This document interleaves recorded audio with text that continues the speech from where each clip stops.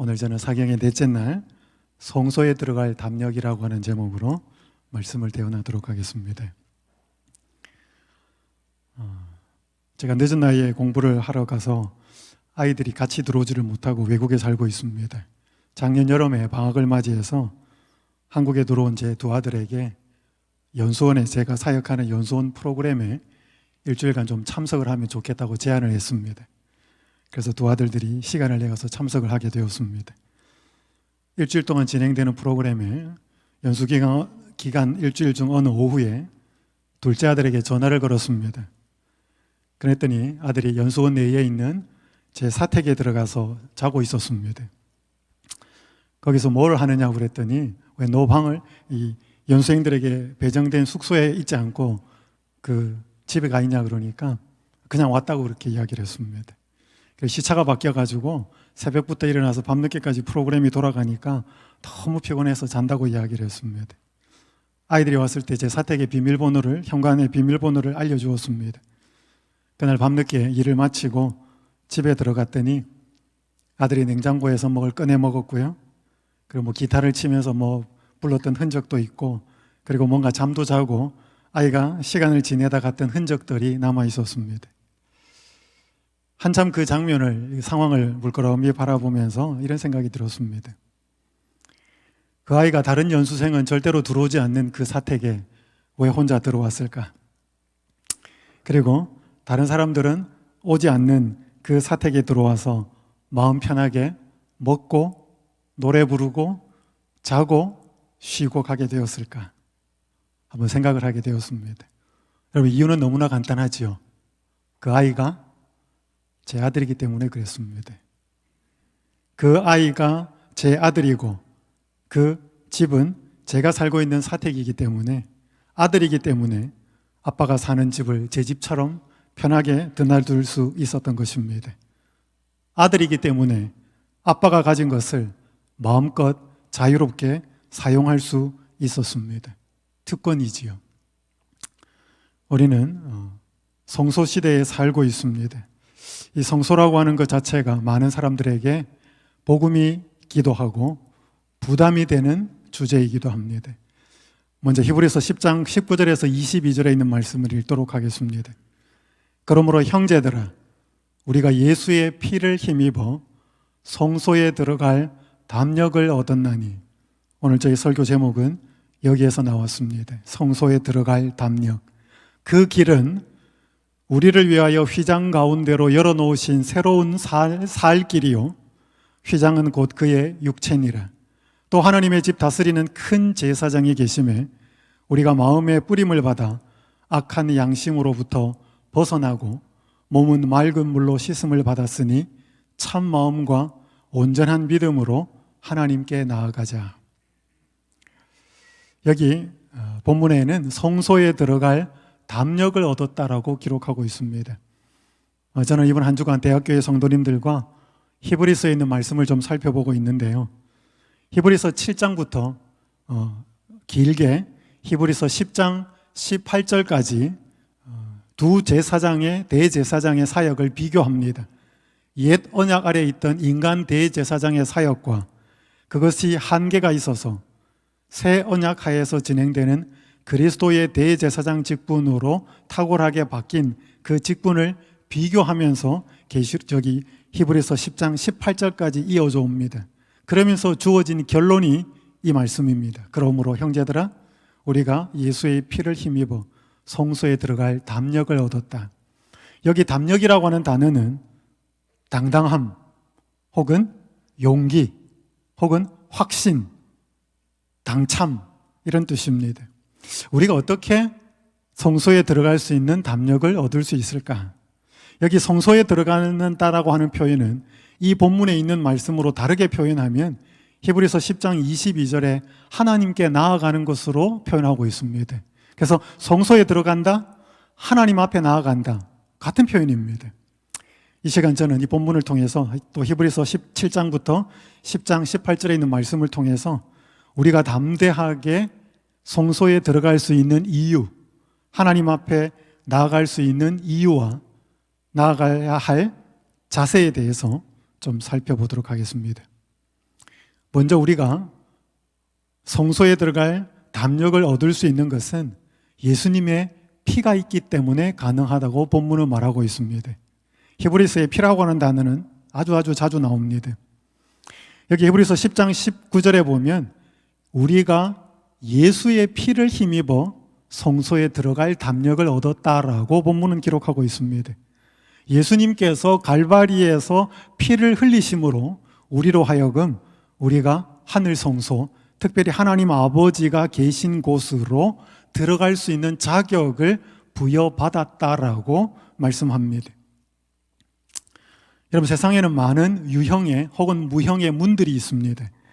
어떤 문들은 쉽게 들어가지만 어떤 문들은 거기에 아무나 들어올 수 없고 들어올 수 있는 자격을 요구합니다.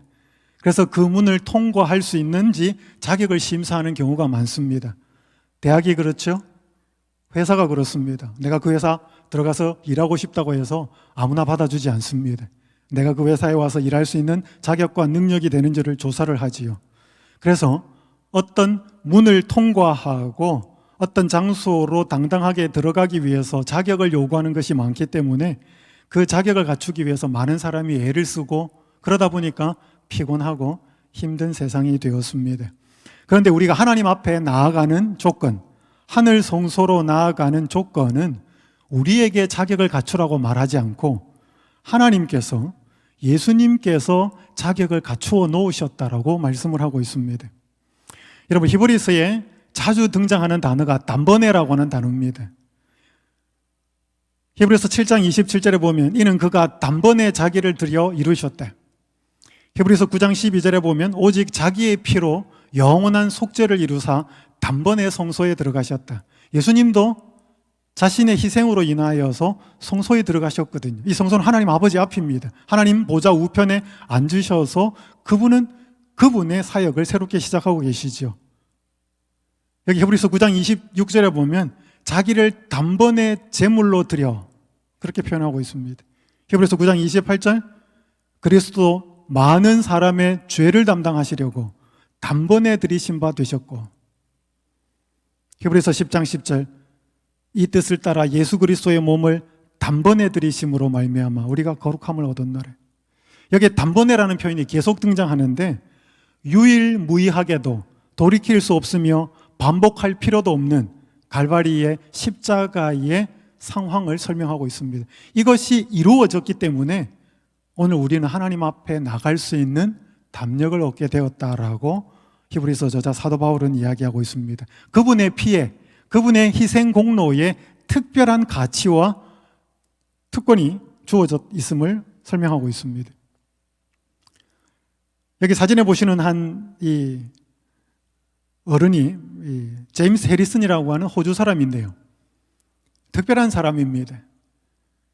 이 제임스 해리슨은 14살 때 한쪽 폐를 잃었습니다. 그래서 수술을 받았는데 수술 중에 13리터의 혈액을 공급받으면서 수혈을 받으면서 살아났습니다. 여러분, 13리터의 피가 얼마큼 양이 많은가 하면 여러분 흔히 마시는 오렌지 주스 2리터짜리 페트병에 들어있는 거 그거 6병하고 절반이. 사람이 수술을 받는데 그만큼의 피를 수혈을 받으면서 회복이 됐습니다.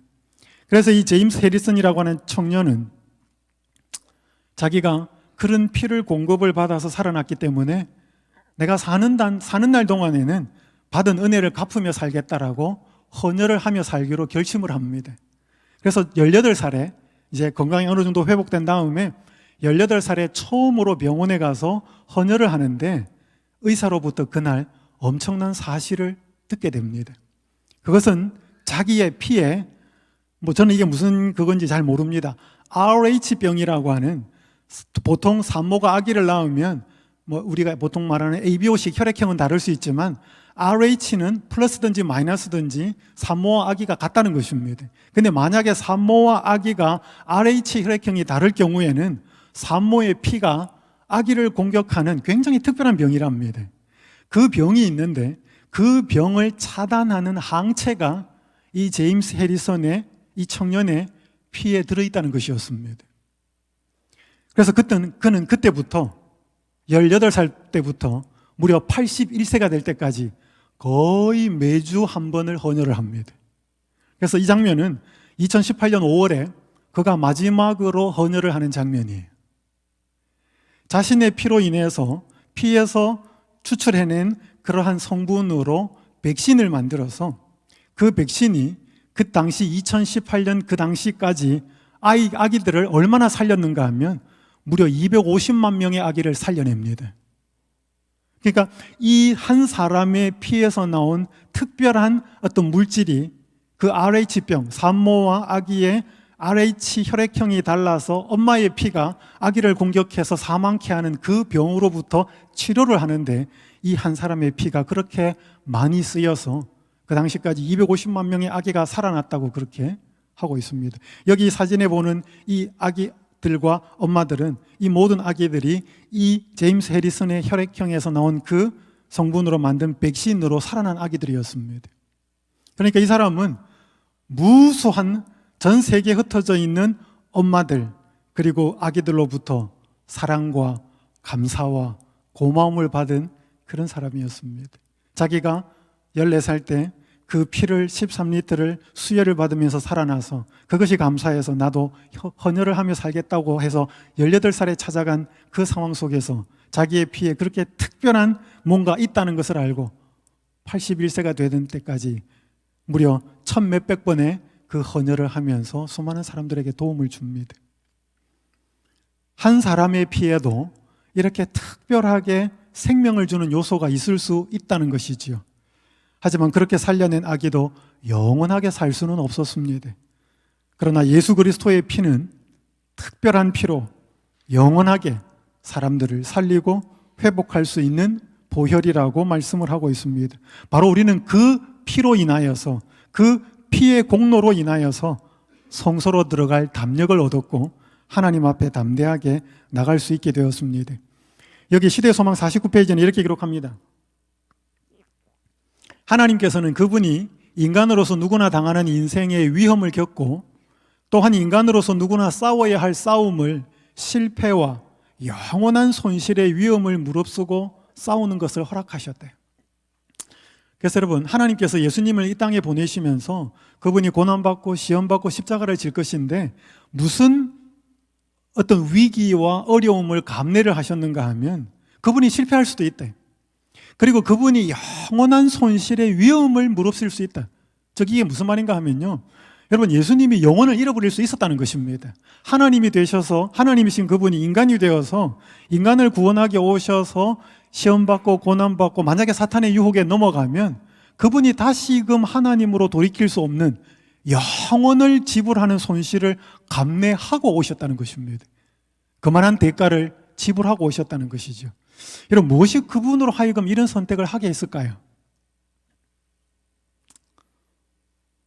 이게 티모티 켈러가 쓴 책에 보면 이런 말이 있습니다. 우리는 자신이 믿는 것보다 훨씬 더 죄되고 결점이 많지만 동시에 우리는 자신이 바라는 것보다 예수 그리스도 안에서 훨씬 더 많은 사랑과 인정을 받고 있다. 여러분, 본인이 죄인이라 생각되시죠? 근데 우리가 믿고 우리가 알고 있는 것보다 우리는 훨씬 더 죄인이라는 것입니다. 그리고 또 우리는 하나님의 사랑을 받고 있는데, 여러분, 하나님이 여러분을 사랑하는 거 아시지요? 근데 우리가 생각하고 아는 것보다 우리는 훨씬 더 많은 사랑을 받고 있다는 것입니다. 근데 그걸 어디 가서 할 수 있는가? 여러분, 예수님이 흘리신 그 보혈의 공로가 제공된 십자가로 가면 이 두 가지는 알 수 있습니다. 우리가 십자가로 가서 자꾸 확인하면 우리는 우리가 생각한 것보다 훨씬 죄인입니다. 그리고 십자가로 자꾸 가서 확인하면 내가 하나님으로부터 얼마나 큰 존귀하게 사랑을 받고 있고 인정을 받고 있고 가치 있는 존재라고 하는 것을 다른 어디에도 찾을 수도 없고 십자가 앞에 가면 계속 확인이 된다는 것이죠. 바로 그것이 오늘 죄인인 우리가 성소로 들어갈 담력을 가지게 되는 이유라고 말씀을 하고 있습니다. 두 번째, 우리가 성소로 들어갈 담력을 가지게 되는 것은 큰 제사장이 계시기 때문이라고 오늘 또 사도 바울은 말씀을 합니다. 여기 히브리서 10장 21절에 또 하나님의 집 다스리는 큰 제사장이 계시며, 우리가 하나님의 성소에 들어갈 담력을 얻을 수 있는 첫 번째는 예수 그리스도가 피를 흘리셨기 때문에 그게 첫 번째고, 두 번째는 그 피를 공로로 하여서, 피를 근거로 하여서 그 예수님이 대제사장으로 우리 앞에 서 계시기 때문에 우리는 성소에 들어갈 담력을 얻었다라고 말씀합니다. 어제 제가 말씀을 드리면서 단단한 음식을 먹고 우리가 젖만 먹는 사람이 아니라 장성한 사람이 되어야 된다라고 하는 그 말씀을 드렸을 때 그 말씀에 나오게 된 배경이 멜기세덱에 관련되는 내용이라고 이야기를 하였습니다. 그 멜기세덱의 직분을 조금 더 이야기하면서 예수 그리스도의 대제사장 직분으로 어떻게 이것이 비교가 되는지를 먼저 좀 말씀을 드리겠습니다. 멜기세덱과 관련된 대제사장의 직분은 중요한 세 가지 특징이 있습니다. 첫 번째는 이 직분이 조금 레위 제사장의 계통보다는 조금 더 낫다, 위대하다라고 말하는데, 히브리서 7장 1절과 2절에 보면 이 멜기세덱은 살렘 왕이요 지극히 높으신 하나님의 제사장이라, 여러 왕을 쳐서 죽이고 돌아오는 아브라함을 만나 복을 빈 자라, 아브라함이 모든 것의 10분의 1을 그에게 나누어 주니라. 그 이름을 해석하면 먼저는 의의 왕이요 그 다음은 살렘 왕이니 곧 평강의 왕이요. 멜기세덱이 처음 등장하는 것은 창세기 14장에 나옵니다. 소돔, 팔레스타인에 있었던 최초의 연합 전쟁에 의해서 아브라함의 조카였던 롯이 잡혀갑니다. 그래서 아브라함이 집에서 길리온 군사 318명을 데리고 찾아오지요. 회복해 오는데, 그때 이제 그 팔레스타인의 부족 국가들의 왕들이 아브라함을 맞이하면서 축하를 하고 또 그런 상황이 발생하는데, 여기 멜기세덱은 살렘 왕이었습니다. 여러분, 살렘이라고 하는 말이 샬롬이라는 뜻이기 때문에 이 뜻은 평강의 왕이다, 멜기세덱을 그렇게 표현하고 지극히 높으신 하나님의 제사장이었습니다. 그의 이름을 해석하면 이 이름이 멜기세덱, 멜레크라는 단어와 제데크라는 단어의 합성어입니다. 멜레크라는 단어는 왕이라는 뜻입니다. 제데크라는 말은 의라는 뜻이거든요. 그래서 이 멜기세덱, 멜기제데크, 이 뜻이 의의 왕이다, 이 이름의 뜻이 이렇다는 것입니다. 이것이 왜 이 사람의 직분이 그러니까 아브라함이 그 사람이 아브라함에게 복을 빕니다. 그때 아브라함은 그 사람에게 10분의 1을 드리지요. 아브라함의 후손이 야곱이고 야곱의 셋째 아들이 레위인데 그 레위를 통해서 대제사장의 직분이 형성이 되거든요. 그러니까 결국 거슬러 올라가면 아브라함이 뭔가 왕이고 제사장이었던 멜기세덱의 축복을 받고 그에게 뭔가 10분 11조를 바쳤기 때문에 자기의 옆구리에서 나오는 그 후손인 레위보다는 더 나은 제사장이다 라고 하는 것으로 설명하고 있습니다. 이거 어떻게 보면 좀 어거지로 맞춘 것처럼 보이는데 어쨌든 성경이 그렇게 이야기를 하고 있습니다. 그래서 레위 계통의 대제사장 직분보다는 멜기세덱의 대제사장 직분이 더 위대하고 낫다, 그걸 히브리서 7장은 설명합니다. 이제 이것을 예수 그리스도의 대제사장 직분으로 연결을 시키기 때문에 그렇습니다. 두 번째는 신분이 특이합니다. 신상 정보가 없습니다. 여기 보면 히브리서 7장 3절에 보면 아버지도 없고 어머니도 없고 족보도 없고 시작한 날도 없고 생명의 끝도 없어서 하나님의 아들과 닮았다 그랬습니다. 여러분, 아버지, 부모가 없고 족보가 없고 시작한 날도 없는 사람은 없습니다. 단지 기록이 없고 알려진 바가 없기 때문에 원래 시작도 없고 부모도 없는 신이신 하나님의 아들과 비교가 되는 것입니다. 신분의 특별함 때문에. 세 번째는 똑같은 성경 구절에서 항상 제사장으로 있다. 왜? 인간 대제사장은 자꾸 죽거든요. 그래서 자꾸 교체가 되는데 멜기세덱은 언제까지 살았는지는 잘 모르겠지만 이렇게 족보도 없고 뭔가 좀 신비한 영역 같은 존재를 가지고 예수 그리스도의 대제사장 직분과 비교하는 것입니다. 그렇게 히브리서 7장이 이야기를 하다가 7장 25절, 그러므로 그 멜기세덱의 대제사장 직분과 레위 계통의 대제사장 직분을 비교하면서 예수님을 멜기세덱의 대제사장 직분으로 연결을 시키면서 설명하면서, 그러므로 자기를 힘입어 하나님께 나아가는 자들을 온전히 구원하실 수 있으니 이는 그가 항상 살아계셔서 그들을 위하여 간구하심이니라. 중보자가 되셨다라고 이야기합니다.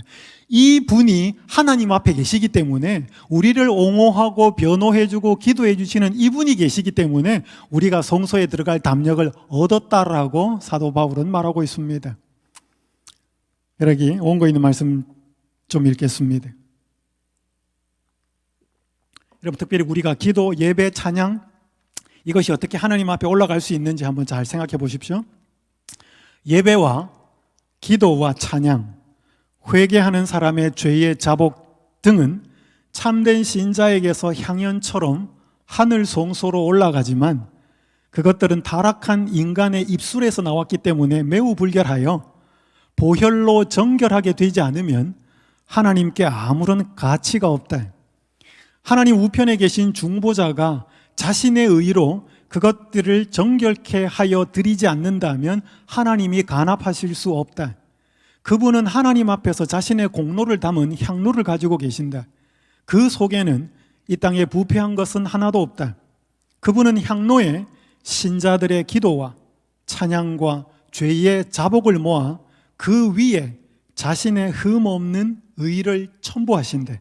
그 향은 그분의 속죄의 공로로 향기롭게 되었기 때문에 하나님이 온전히 받으실 만한 향으로 간합된다. 그 다음에 기도 응답이 있게 된대. 여러분, 우리가 간절히 기도하는 거, 예배 때나 아니면 개인 기도 때나 아니면 여기 보니까 찬양하는 거, 우리가 예배 드리는 거, 또 회개하는 사람이 진심으로 뉘우치고 하나님 앞에 자복하는 거, 얼마나 좋은 것입니까? 다 신앙에 꼭 필요한 것들이고 하나님 보시기에 귀한 것들인데, 이게 죄인인 우리의 입술에서 나오는 것은 전부 불결하다는 것입니다. 그래서 이게 하나님 앞으로 올라갈 수가 없다는 것이에요. 여기에 누구의 보혈의 공로가 더해지지 않으면, 예수 그리스도의 보혈의 공로에 여기에 덮어져서 첨부되어서 그것이 깨끗해지지 않으면 하나님 앞에 올라갈 수가 없다는 것입니다. 그래서 여러분, 우리가 예배 드릴 때 왜 예수 그리스도가 임재해 계셔야 되고 우리가 그 마음속에 예수 그리스도를 모시고 예배를 드려야 되고 기도를 올려야 되고 찬양할 때도 아무 생각 없이 부르는 게 아니라 이 내 찬양이 예수 그리스도의 보혈의 공로가 더해져야만 이 찬양을 하나님이 받으신다라고 하는 사실. 찬양도 마찬가지, 특별한 찬양도 마찬가지. 그러니까 우리가 하나님, 우리 것, 순수하게 우리 것으로서 우리가 하나님 앞에 올려드릴 수 있는 건 아무것도 없다는 것입니다. 그게 아무리 진실할지라도 그게 전부 다 예수 그리스도가 깨끗게 하지 않으면 아무런 가치가 없다는 것입니다. 예수님이 이 일을 하고 계시다는 것입니다. 하나님 앞에서. 그래서 이분이 중간에서 그 역할을 할 수 있기 때문에, 하고 계시기 때문에 우리는 좀 부족해도 이분 이름으로, 좀 연약해도, 좀 문제 있어도 예수님, 저 나왔습니다 라고 담대하게 나올 수 있다는 것입니다. 하나님 앞에 갈 수 있다는 것이죠. 그래서 그분은 우리를 위해서 알게 모르게 정말로 가장 좋은 곳으로 우리를 위해 간구하고 계십니다. 제가 서울영화학원교회에서 목회를 할 때였습니다. 한 번은 장로님 한 분으로부터, 저희 교회 장로님으로부터 전화를 받았습니다. 좀 병원에 와달라는 것이었습니다. 자초지종의 이야기를 들어보니까 롱 스토리가 있습니다. 수유리에 살던 한 전모 씨가 있었는데 암에 걸려서 서울대학병원에서 항암 치료를 받았는데 의사가 보기에 가망이 없었습니다. 그래서 의사 주치의가 그 환자 본인과 가족에게 더 이상 이제 치료가 불가능하니까 병원 2개를 추천해 주면서 이 병원에서 마지막 여생을 보내면 좋겠다라고 그렇게 이야기를 합니다. 그 중에 하나가 수유리에 있는 한 조그만 종합병원 정도는 아니어도 어느 정도의 병원이었고, 두 번째 병원이 휘경동에 있는 삼육서울병원이었습니다. 그 의사가 왜 삼육서울병원을 추천했는지는 몰랐습니다. 그러니까 이 아내와 3 자녀는 아버지와 남편이 우리가 수유리에 사니까 당연히 수유리에 있는 병원으로 아버지가 남편이 가겠다라고 말할 줄 알았는데 삼육서울병원에 가겠다는 것이었습니다. 왜 그러냐고 물어도 대답도 안 하고, 그래서 계속 그렇게 우기니까 삼육서울병원에 입원을 하게 되었습니다. 그 입원한 그날 그 삼육서울병원에 근무하시는 한 장로님이 그날따라 입원한 환자의 명단을 보고 싶었습니다. 명단을 쭉 프린트로 출력해 있나 봐요. 명단을 쭉 보는데 아는 사람 이름이 한 명 나온 것입니다. 그 이름이 옛날에 경북 울진에서 재림교회를 다녔던 동네 형이었습니다. 그럼 동명이인 많잖아요.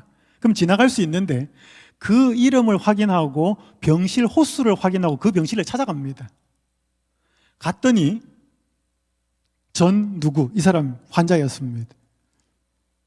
자기가 보았던, 알고 있던 그 동네 형 맞았습니다.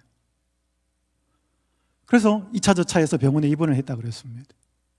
그런데 그날 그 병원에 근무하시는 장로님의 형, 그분이 서울영어학원교회 장로님이셨습니다. 그분이 그날 새벽에 맹장에 문제가 생겨가지고 36 서울병원에 입원을 하고 계셨습니다. 형님, 오늘 이 병원에 우리 형이 입원하고 계십니다. 두 분이 친구예요. 그러니까 서울영어학원교회 그 장로님하고 그 항암 치료를 받다가 36 서울병원에 입원한 그 두 분이 동네 친구예요. 그래서 그분들이 몇십 년 만에 36 서울병원에서 만난 것입니다. 저희 교회 장로님이 그렇게 물었대요. 친구야, 어떻게 지냈냐? 난 너 정말 보고 싶었대. 초등학교 5학년 때 헤어진 것입니다. 집이 너무 가난해서 집이 서울로 이사를 가면서 교회를 떠났고 그때부터 재림신앙과 빠이빠이 한 것입니다. 그래서 먹고 산다고 정신없이 살다가 결혼도 하고 나중에는 병이 들어가지고 서울대병원에서 그렇게 치료를 받다가 결국 치료가 못 되어서 이제 의사가 두 병원을 추천할 테니까 이 중 하나에서 여생을 보내시라고 그렇게 말하는데 그 입에서 36 서울병원이 튀어나온 거예요. 그러니까 이분이 까맣게 잊고 있었던 36 그리고 우리 재림교회 이 생각이 난 거예요. 그러니까 내가 치료를 못 받고 회복은 못 되더라도 내가 우리 교회 옛날에 다녔던 그 안식일 교회에서 운영하는 36 서울병원에서 죽어도 죽어야 되겠다. 그렇게 하고 가족들한테 우겨가지고 말도 안 하고 입원을 한 겁니다. 그날 왜 그 병원에 근무하시는 장로님 한 분이 그 입원한 환자 명단을 보고 싶었으며 그 환자 명단을 보더라도 동명이인이 많을 텐데 왜 그 아는 이름이 나왔다고 해서 병실을 찾아갔으며 그날따라 그 친형인 저희 교회 장로님이 또 왜 맹장이 문제가 생겨가지고 그날 병원에 입원을 하고 계셨으며 여러분 이게 한 개, 두 개가 아니고 여러 개가 한꺼번에 복합적으로 겹치면서 거기서 친구가 만난 것입니다. 그래서 저희 교회 장로님이 저보고 오라는 것이었습니다. 자초지종을 제가 거기 가서 설명을 듣게 되었습니다. 그때 저희 교회 장로님이 그렇게 말을 했습니다. 친구야, 난 너 어떻게 지내는지 참 궁금했다. 보고 싶었다. 그런데 너 연락처를 알 수가 없었다. 그런데 이렇게 만나게 될 줄은 꿈에도 몰랐다. 그러나 내가 이 상황을 잘 확인해보고 들어보니 이게 우연이 아닌 것 같다. 너를 끝까지 붙들고 계시고 너에게 계속 녹화하고 말씀하셨던 하나님께서 너의 마지막을 이렇게라도 다시금 하나님께로 돌아오라고 하나님이 이렇게 인도하신 것 같아. 혹 너가 이 병원에서 회복이 되면 좋겠지만 회복은 되지 않더라도 너가 마음을 다시 예수님께 드리고 예수님을 믿고 살았으면 좋겠다.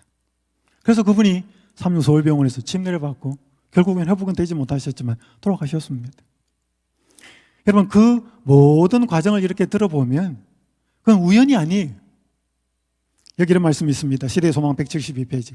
그리스도께서는 바람과 같이 보이지 않는 힘으로 사람의 마음에 끊임없이 역사하고 계신데 이런 바람은 안 보이잖아요.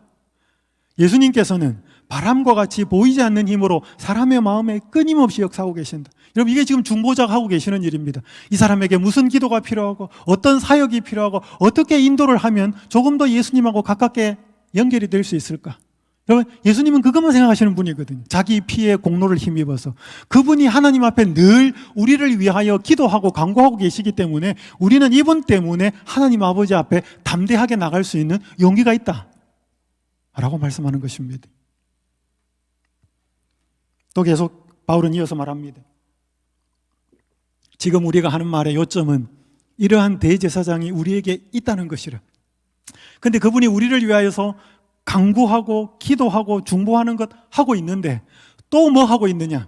그 히브리서에서 중요하게 설명합니다. 히브리서 9장 23절 그러므로 하늘에 있는 것들, 이 땅 하늘에 있는 것들의 모형은 이 땅 성소를 이야기합니다. 이 땅 성소는 이런 것들로서 정결하게 할 필요가 있었으나 이 앞부분에 보면 이런 것들은 황소나 염소나 송아지 짐승의 피로서 정결케 할 필요가 있었으나 하늘에 있는 그것들은 이런 것들보다 더 좋은 제물로 할지니라. 이 하다란 말은 정결하게 할지니라. 뭔가 대제사장이신 예수님이 정결하게 하는 일을 하고 계시다라고 말씀하고 있습니다. 그 정결하게 하는 도구는 피라는 것입니다. 지상성소가 짐승의 피로서 정결하게 할 수 있었다면 그것들의 원형인 하늘성소는 그것들과는 비교가 할 수 없는 더 좋은 제물, 더 좋은 피이신 예수 그리스도 자신의 피로서 정결케 하는 일을 하고 계시다라고 말합니다. 이 정결케 된다는 개념은 히브리서가 시작하는 첫 장에서 시작합니다. 히브리서 1장 3절에 보면 그분께서 죄를 정결하게 하는 일을 하셨다라고 하는 말을 1장에서 언급합니다. 이제 그것이 점점 강화되는 것이 히브리서의 중요한 부분입니다. 여러분, 예수님께서 인간을 구원하고 인간을 위해서 하시는 사역에 다양한 측면들이 있습니다. 다 구원하시는 사역이지만 그 용어에 따라서 약간씩의 의미가 달라요. 예를 들어서 예수님은 죄인을 용서하십니다. 이 용서의 개념은 채무관계에서 나오는 용어입니다. 문자적으로 하면 빚이 너무 많이 졌는데 내가 그걸 다 갚을 수가 없어서 빚을 탕감해주는 이런 개념이 용서의 개념. 죄를 용서하는 것은 이런 개념입니다.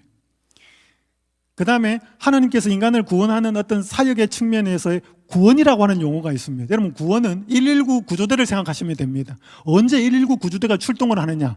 불이 나서 집에 사람이 있다든지 물에 빠졌다든지 교통사고가 나서 뭐 차 안에 갇혔다든지, 그래서 거기 물이나 불이나 산에서 끄집어내는 뭔가 구조의 상황을 설명할 때는 구원이라는 단어를 씁니다.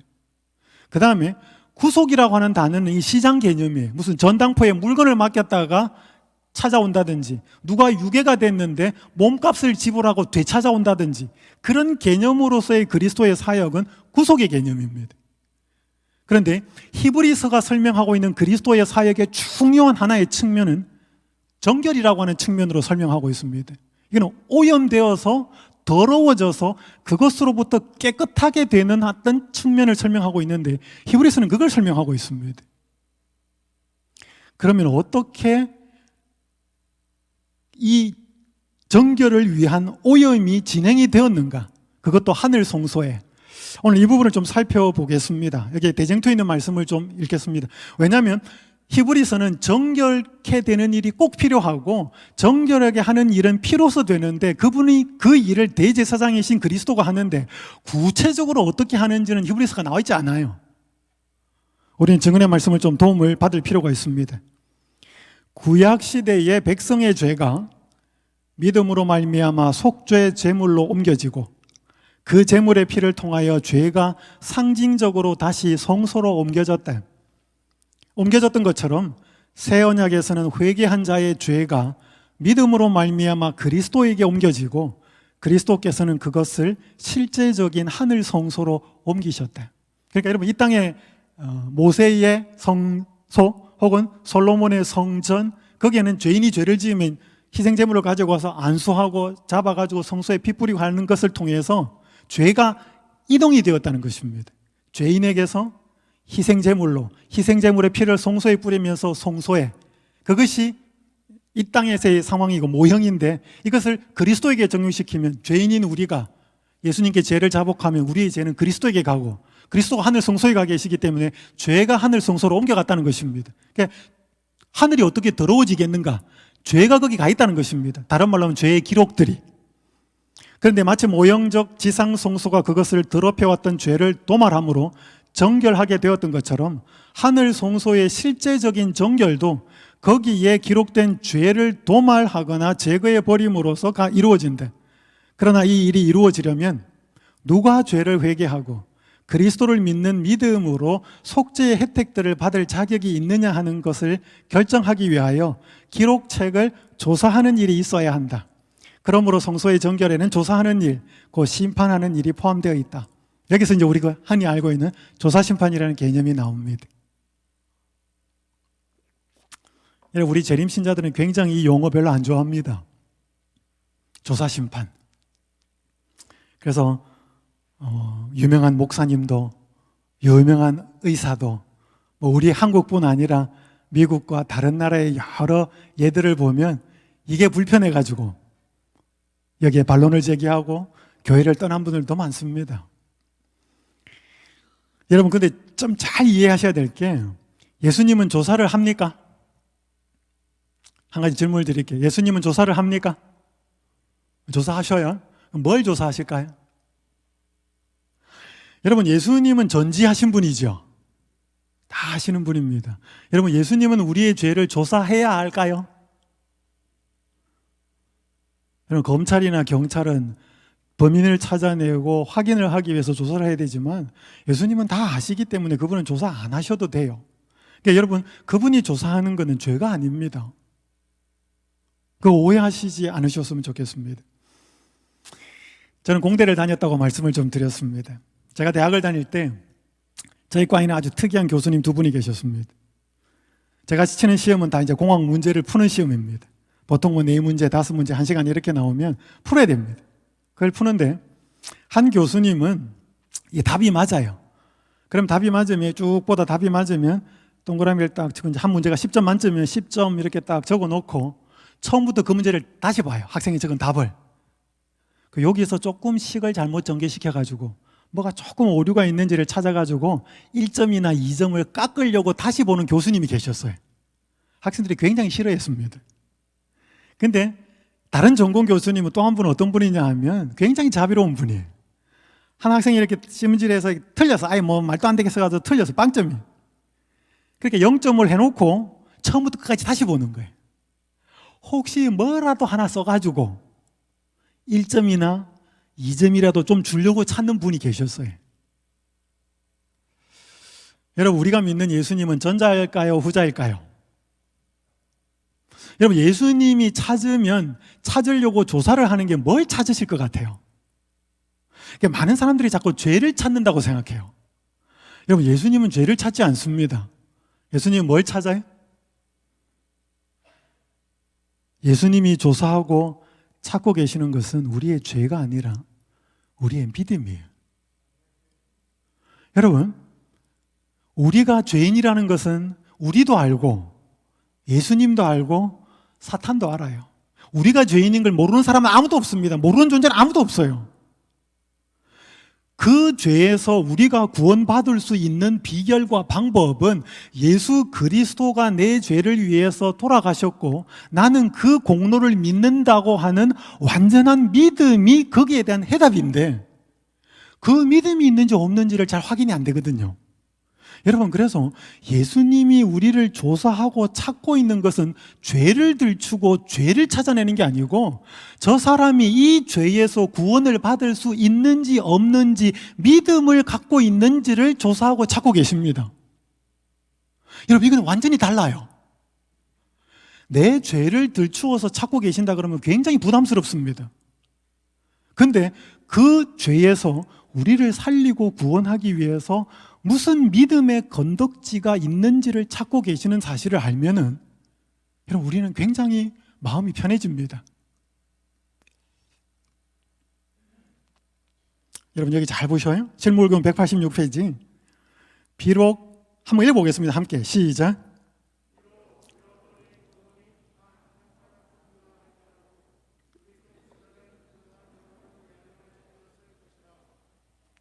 동의하십니까?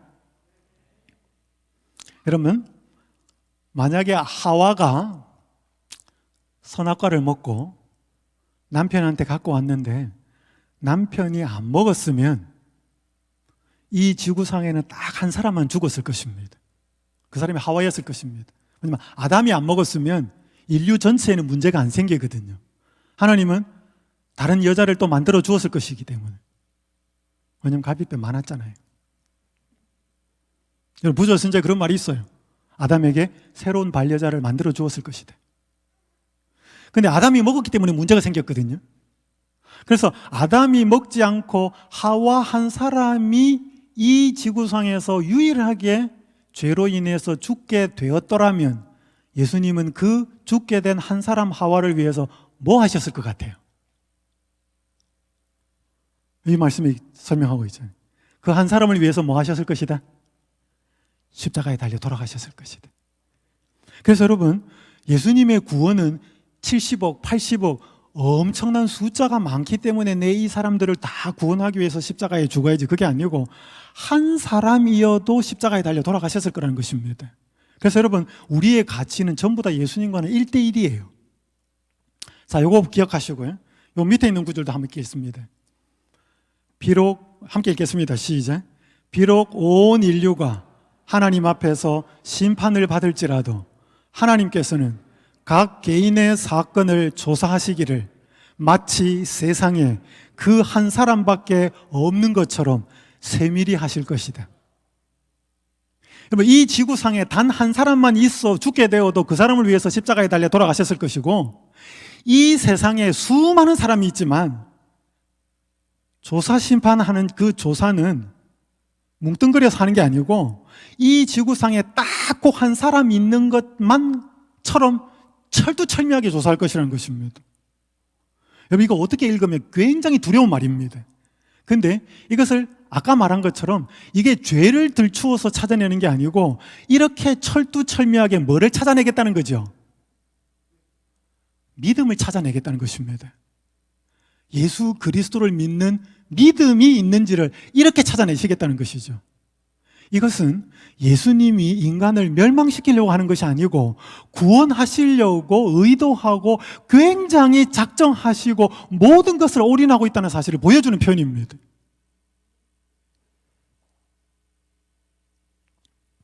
여기 종로계단 52페이지, 제가 좋아하는 말씀입니다. 그의 사랑의 팔로 우리를 안으시고 우리의 상처를 싸매시고 우리에게서 모든 누추한 것을 깨끗이 씻어주시는 일은 그의 영광으로 여기시는 바이다. 여러분, 그분이 우리를 씻어주고, 그 히브리서의 그리스도의 사역의 중요한 측면이 정결이라고 그랬는데, 오염으로부터 깨끗하게 해주는 거라고 그랬는데, 그분이 그렇게 우리를 정결하게 하고 깨끗하게 해주는 일을 뭘로 여기신다고요? 영광으로 여기신다고. 여러분, 그분이 우리를 씻어주는 일을 영광으로 여기신다면 우리는 그분에게 어떤 존재일까요? 한번 이 밤에 곰곰이 한번 생각해 보시면 좋겠습니다.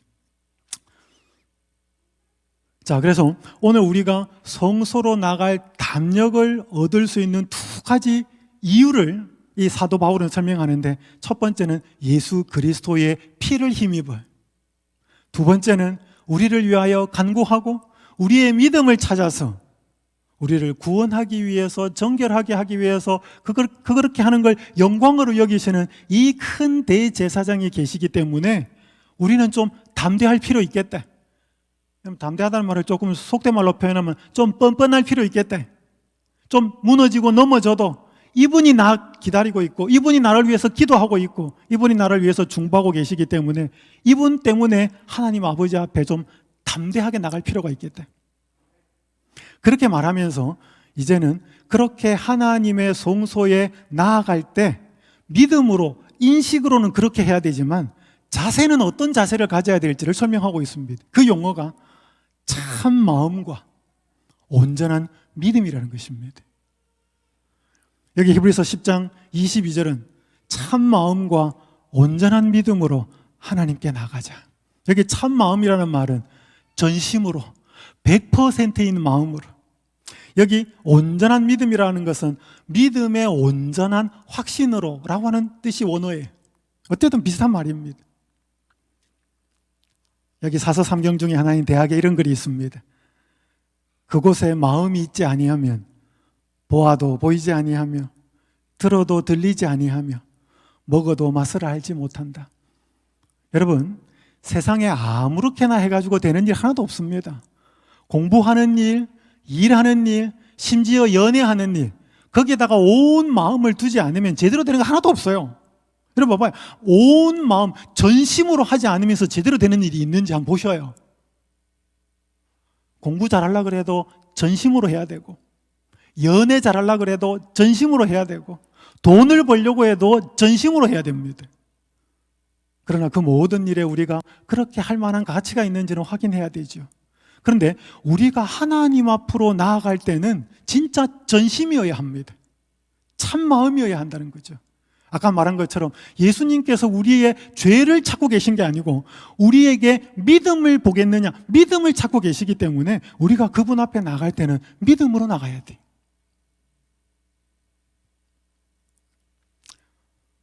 여기 심각한 말씀이 있습니다. 만일 보이는 세계와 보이지 않는 세계를 구분해 놓은 휘장을 제거해 버림으로 사람들이 심판날에 다시 목격하게 될 모든 말과 행동을 기록하고 있는 천사를 볼 수 있다면 참으로 많은 사람이 날마다 하는 말을 그치고 많은 행동을 하지 않게 될 것이다.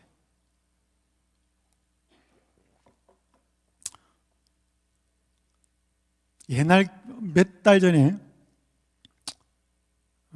교과에 이런 내용이 있었습니다. 교과의 질문에 여러분들이 하루 혹은 한 주간 살았던 삶을 영화나 비디오처럼 해가지고 모든 사람 앞에 보여준다면 어떠시겠습니까? 그런 표현이 있어요. 그런 질문이 있었어요. 여러분, 오늘 하나님께서 우리를 선악의 대쟁투의 개념 속에서 이 보이지 않는 세계와 보이는 세계의 휘장을 쫙 펼쳐서 우리가 심판날에 우리가 저지른 말과 행동들을 볼 수 있다면, 그것을 지금 내가 깨달았고 볼 수 있다면 과연 우리가 지금 하게 되는 말과 행동들을 그대로 할 것인가? 여기 심각한 말씀이 또 있습니다. 천사들이 하늘로 가져가는 기록은 참으로 슬픈 기록이다. 그리스도의 제자라고 공언하는 현명한 사람들이 세속적 재산을 얻고 세속적 향락을 즐기는 데 몰두하고 있대. 돈과 시간과 힘이 몸차림과 방종에 희생된대. 기도와 성경 연구와 심령의 겸비와 죄의 고백에는 거의 시간을 바치지 않는데, 오늘 우리가 하고 있는 일을 하나님의 천사가 기록하고 있다 그러는데 도대체 그분이 하늘로 갖고 가는 그 기록에 우리의 어떤 것들이 적혀 있을까? 여러분, 이건 굉장히 심각한 것입니다. 이번 주에 재림마을에 당초에 이번 주 월요일에 우리 임이진 집사님, 여러분 잘 아시죠? 한 법학 전문 대학원이 그 안식일 면접 이런 것 때문에 이렇게 소송을 했다가 1차에서는 지고 2차에서는 고등법원에서는 이기고 학교가 다시 상고를 해서 이게 대법원에 가 있는데, 이게 원래 이번 주 월요일에 결정이 나기로 되어 있었습니다. 그런데 법원이 계속 더 심사를 한다는 그것으로 인해서 판결을 내리지 않았습니다. 여러분, 한번 생각해 보시오. 지금 이 임이진이라고 하는 이 집사님이 자기가 대학원 공부를 하기 위해서 안식일이 이렇게 온전히 지키면서 상급학교에 진학을 해서 공부를 하고 싶은데 소송을 걸었습니다. 불편한 마음으로. 근데 이게 빨리 결정이 안 나고 지금 계속 대법원에서 진행이 되고 있습니다. 이렇게 소송 중에 있는 상황 속에서 임이진 집사의 삶은 어떨까요? 여러분, 이런 소송이 진행되지 않는 사람과의 삶과는 좀 다르겠지요? 얼마나 진지하겠습니까? 여러분, 어떻게 보면 오늘 이 조사심판의 시대를 살아가고 있는 재림신자의 삶은 이런 삶이라, 이미 이진 집사님의 삶하고 비슷하다는 거죠. 오늘 나의 아주 중요한 무엇과 관련된 일이 저기 법원에서 뭔가 진행이 되고 있다는 것입니다. 이렇게 결정할지 저렇게 결정할지, 오늘 나에 관련되어서 그렇게 하늘 법정에서 뭔가가 진행이 되고 있다는 사실을 우리가 알고 살아야 한다는 것이죠. 마치 그것이 전혀 없는 것처럼 그렇게 산다면 그건 굉장히 자기 인생과 자기 구원에 대해서 무책임한 삶이 될 수 있다는 것이죠. 여기 어거스틴이 이런 말 했습니다. 오 주님, 저를 순결하게 만드소서. 그러나 아직은 마옵소서. 이게 어거스틴이 이런 기도를 했다 그래요. 여기 조지 나이트가 쓴 그리스도인 성화와 완전이라는 책에 이렇게 말합니다. 문제는 내가 아직 그 승리를 열렬히 갈망하고 있지 않는 것이다. 나는 나의 죄악적 생각이나 행동을 딱 한 번 더 맛보고 싶은 것이다. 너무도 자주 나는 하나님께서 나의 생각 속으로 침투해 들어오시기를 아직 원치 않는다. 내가 비록 지금 나의 생애에 주님으로서 그분을 원치 않기 때문에 나는 그분을 제쳐놓고 나의 죄악적 생각과 행동이나 행위를 선택해왔다. 우리가 정말로 죄를 짓는 이유가 뭐냐 하면, 여러분, 죄는요 절대로 추악하고, 물론 마지막은 그렇게 됩니다만, 죄는 우리와 굉장히 친밀하고 멋지고 아주 즐겁고 우리를 기쁘고 그렇게 하면서 우리에게 다가옵니다. 그러니까 그 죄를 쥐고 있으면서 거기에서 얻는 유익이 있거든요. 즐거움이 있고 쾌락이 있고. 그러니까 우리가 한편으로는 이 죄를 버리면서 죄 짓지 않아야 되는 마음이 있는 반면에 그것이 주는 즐거움이 있기 때문에 버리고 싶지 않는 마음도 같이 있는 거예요. 드라마도 재미있고 영화도 재미있고 뭐 성경보다 그게 훨씬 재미있고, 그러니까 결국에는 내가 원함은 있지만 내 마음속에 버리고 싶은 마음이 별로 없는 거예요. 그게 결국 내가 죄를 짓게 되는 이유라는 것이죠. 그래서 어거스틴이 기도를 이렇게 했다는 거죠. 오 주님, 저를 순결하게 만드소서. 순결한 삶이 얼마나 중요한지 그걸 아는데, 그러나 아직은 마옵소서. 왜? 내가 즐기고 있는 이 삶이 너무 재밌으니까. 여러분, 여기 엘렌 화이트, 그의 둘째 아들이 19살 생일을 맞았을 때 쓴 이 편지의 제일 마지막 부분입니다. 이제 내 생애에 새로운 한 해가 시작된다. 이거는 2023년, 2022년 이렇게 새해가 바뀐 게 아니고 생일이 되고 난 다음에 새롭게 맞이하는 한 해, 그 새해를 이야기하는 것입니다.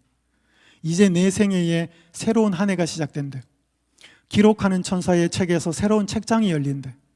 그 책장에는 어떤 기록이 남게 될까? 그 책장이 하나님에 대하여 소홀히 한 것이나 성취되지 못한 의문에 대한 기록으로 얼룩지게 될까? 하나님께서 금하신다. 사람들과 천사들이 살펴보도록 공개해도 부끄럽지 않은 그런 기록이 남도록 하여라. 이게 엄마가 19살 생일을 맞은 아들에게 쓴 편지예요. 너의 생애에 새롭게 맞이하는 한 해가 사람들과 천사들 앞에 보도록 공개가 된다 하더라도 결코 부끄럽지 않는 그런 기록이 남도록 새로운 한 해를 살았으면 좋겠다. 여러분, 이게 엄마의 마음이고 이게 하나님의 마음이죠. 저는 이제 시간이 다 되어서 이 조사심판에 대한 제 개인적인 이야기를 드리고 말씀을 마치겠습니다. 저에게 한 사람의 목사이고 한 사람이 신자에게, 저에게 조사심판의 교리는 이런 의미입니다. 예수님을 믿는 신앙이 그저 죄짓고 회개하고가 아니고, 죄와 더불어 사는 삶이 아니고, 죄와 싸워야 되고 죄와 싸워서 이겨야 하는 삶인 것을 깨닫게 해주는 것이 저에게는 조사심판 교리입니다. 저에게 있어서 조사심판 교리는 아무 부담 없는 기별이 아니고 예수님의 십자가 공로와 성령을 더 절박하게 붙들어야 한다는 거룩한 부담을 주는 기별입니다. 여러분, 많은 사람들이 부담 없는 걸 좋아합니다. 그런데 여러분, 우리가 아무런 부담 없으면요, 우리의 신앙을 제대로 살 수가 없습니다. 여러분, 빈 트럭 한번 오르막 한번 올라가 보십시오. 빈 트럭은 오르막 잘 못 올라갑니다. 그런데 트럭에 어느 정도의 무게가 실려야 잘 올라갑니다. 여러분, 우리가 가족에 대한 어떤 거룩한 부담, 신앙의 어떤 뭔가 너무 부담이 있으면 또 그 부담에 눌려버리고, 어느 정도의 거룩한 부담이 있어야 우리는 하나님을 찾게 되고 자신을 돌아보게 됩니다. 저에게 조사심판의 교리는 제가 언제나 하나님의 임재 앞에서 살아가고 있다는 것을 생각나게 해주는 기별입니다. 저에게 있어서 조사심판의 교리는 내가 예수님을 제대로 믿고 살고 있는지를 돌아보게 해주는 기별입니다.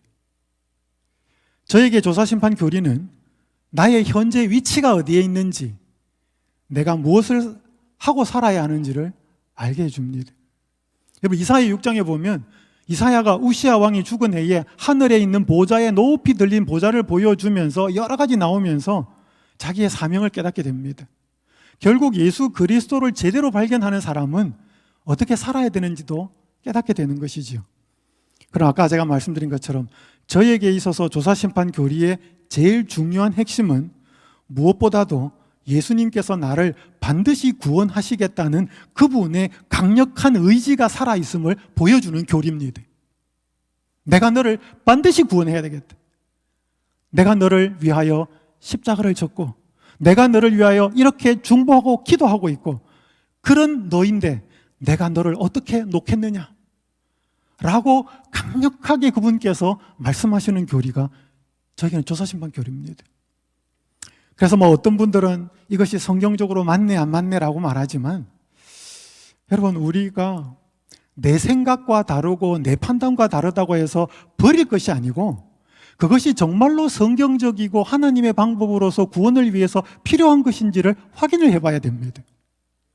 그러면서 오늘 내가 내 원하는 성향대로 살고 싶은 그걸 맞춰주는지, 아니면 하나님께서 살기를 바라시도록 원하는 것을 더 가깝게 하도록 만들어주는지, 오늘 저는 담대히 성소로 나아갈 길이 마련되었다는 이 바울의 권면을 통해서 예수 그리스도의 피가 여전히 유효하고 큰 대제사장이 우리를 위하여 여전히 간구하고 계시며 정결케 하는 일을 하고 계시는 이 엄숙한 시기에 우리가 온 마음으로 온전한 믿음으로 그분 앞에 나가야 한다는 사실을 말씀을 드리면서, 이 교리가 그저 우리를 부담스럽게 하는 교리가 아니라 이 교리의 핵심이 예수님이 나를 반드시 구원하시겠다는 그분의 강력한 사랑의 의지를 보여준다는 사실을 깨닫고 우리는 이 기별에 합당하게 살 수 있는 성령의 능력이 주어지기를,